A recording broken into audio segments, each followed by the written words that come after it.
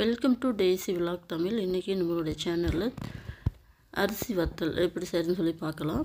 அதுக்கு அரை கப் அளவுக்கு ஜவ்வரிசி எடுத்துக்கலாம். ஒரு முழு கப் அளவுக்கு பச்சரிசி எந்த அரிசினாலும் நம்ம எடுத்துக்கலாம். சுத்தமாக கழுவிட்டு ஒரு 5லேருந்து 6 மணி நேரம் நல்லா ஊற வச்சு அதை நல்லா மிக்சியில் நைஸாக அரைச்சி எடுத்துக்கலாம். நல்லா நைஸாக அரைக்கணும். ஊற வச்சு எல்லாத்தையும் மிக்ஸி ஜாரில் போட்டு பாருங்கள், நல்லா ஜவ்வரிசியில் நல்லா ஊறி போயிருக்கு. இப்போ இந்த பதத்துக்கு தோசை மாவை விட கொஞ்சம் தண்ணி மாதிரி இருக்கணும். இப்போ நல்லா நைஸாக அரைச்சி எடுத்துட்டோம். ரொம்ப தண்ணி மாதிரி போட்டாலும் ரொம்ப மெலிசாக போயிடும். ஓரளவுக்கு தோசை மாவுக்கு அடுத்த பதம். இப்போ எப்பவுமே வத்தலுக்கு உப்பு கொஞ்சம் கம்மியாக, நம்ம நார்மலாக போடுறத விட கொஞ்சம் கம்மியாக போடணும். 1 ஸ்பூன் அளவுக்கு சீரகம் எடுத்துக்கலாம். ஒரு 1/4 டீஸ்பூன் அளவுக்கு பெருங்காயம் போட்டுக்கலாம். பெருங்காயம் ஒரு வாசனைக்காக தான். எல்லாத்தையும் சேர்த்து நல்லா கலந்து விட்டுக்கலாம். கலந்து விட்டுட்டு மாவு நல்லா புளிக்க வைக்கலாம். இப்போ வெயில் காலன்றதுனால சீக்கிரமாகவே புளிச்சிரும்.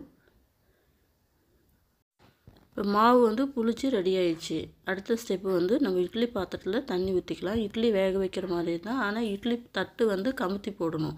இது நம்ம சின்ன சின்ன பிளேட்டில் தான் இதில் ஊற்றி வைக்க போகிறோம். அப்படியே திருப்பி போட்டுக்கலாம். இப்போ பாருங்கள், மாவு நல்லா புளிச்சிருச்சு. நல்லா கிளறி விட்டுக்கலாம்.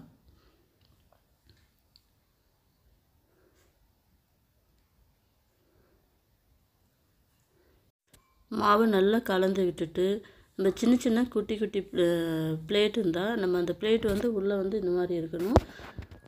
இப்போ இதில் நம்ம கலக்கி வச்சுருக்கிற புளிக்க வச்சுருக்கிற மாவு இதில் ஒரு சின்ன குழி கரண்டி, அந்த கரண்டி அளவுக்கு போதும். இப்போ இந்த மாதிரி கரண்டின்றப்போ ஒரு கரண்டி நம்ம முண்டு ஊற்றுறதுக்கு வசதியாக இருக்கும். எல்லாத்தையும் நல்லா சுற்றி இருக்கிற மாதிரி நல்லா ஃபுல்லாகவே நம்ம ஸ்ப்ரெட் பண்ணி விட்டு ஆவியில் அப்படியே வேக வைக்கணும். இதில் ஒரு 2லேருந்து 3 நிமிஷத்துக்குள்ளேயே வெந்துடும். இப்போ பாருங்கள், வெந்துருச்சு. இப்போ வெந்த வத்தலை கீழே வச்சு ஆறட்டும். ஆறுனா தான் நம்ம ஒரு சுற்றி ஒரு கத்தி போட்டு நல்லா எடுத்து விட்டுட்டு எடுக்கிறப்ப ஈஸியாக வரும். ஆறின பிறகு தான் எடுக்கணும். ஆறாமல் எடுத்தோன்னா எல்லாம் பிஞ்சு போயிடும். ஆறின பிறகு எடுத்து அப்படியே முழுசாக வரும்.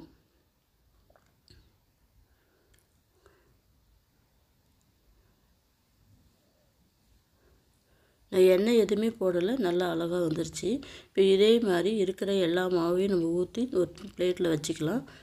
இந்த வத்தல் ஒரே நாளில் ரெடி ஆயிடும். இப்போ அடிக்கிற வெயிலுக்கு சொல்லவே தேவை.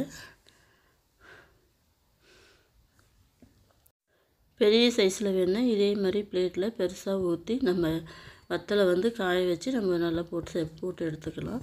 இப்போ எல்லாம் ரெடி ஆயிடுச்சு. வெயிலில் காய வச்சுக்கலாம். இந்த வத்தல் ஒரே நாளில் ரெடி ஆயிடுச்சு எனக்கு.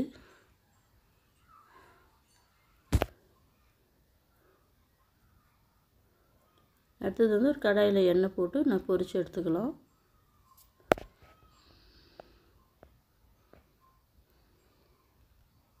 இப்போ வத்தல் நல்லா வெயிலில் ஒரே நாளில் நல்லா காஞ்சிருச்சு. ஏன்னா மெலிசாக நம்ம போட்டிருக்கோம். நல்லா காஞ்சிருச்சு. இப்போ எண்ணெயில் போட்டு பொரித்து எடுத்துக்கலாம்.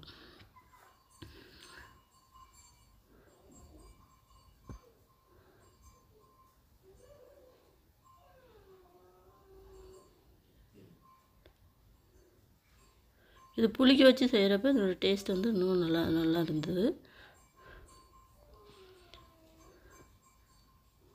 அவ்வளோதான், ஜவ்வரிசி வத்தல் ரெடி ஆயிடுச்சு. இந்த ரெசிபி உங்களுக்கு பிடிச்சிருந்தா என்னோடய சேனலுக்கு லைக் பண்ணுங்கள், ஷேர் பண்ணுங்கள். டெய்ஸி விலாக் தமிழுக்கு சப்ஸ்கிரைப் பண்ணுங்கள்.